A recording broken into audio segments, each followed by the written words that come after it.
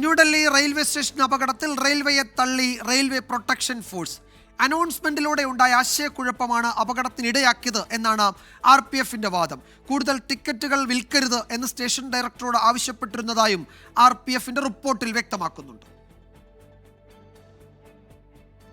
New Delhi railway സ്റ്റേഷനിൽ 18 പേരുടെ മരണത്തിനിടയാക്കിയ തിക്കിനും തിരക്കിനും കാരണം റെയിൽവേയുടെ അറിയിപ്പുകൾ ഉണ്ടാക്കിയ ആശയക്കുഴപ്പമാണെന്ന പോലീസ് റിപ്പോർട്ട് ശരിവയ്ക്കുകയാണ് RPFും. ശനിയാഴ്ച രാത്രി 8:45 കുംഭമേള പ്രത്യേക ട്രെയിൻ പ്ലാറ്റ്ഫോം നമ്പർ 12 നിന്നും പുറപ്പെടുമെന്ന് അറിയിപ്പ് നൽകി.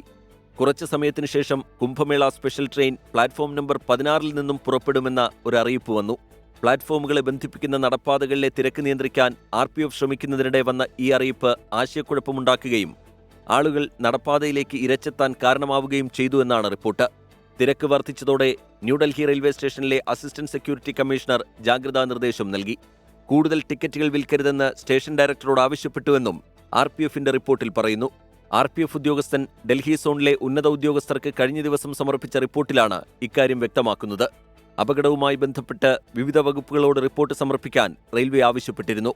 എല്ലാ വിഭാഗങ്ങളും സമർപ്പിച്ച റിപ്പോർട്ടുകൾ പരിശോധിച്ച ശേഷമാകും റെയിൽവേ നിയോഗിച്ച ഉന്നതതല സമിതി അന്തിമ റിപ്പോർട്ട് തയ്യാറാക്കുക. 24 ഡൽഹി.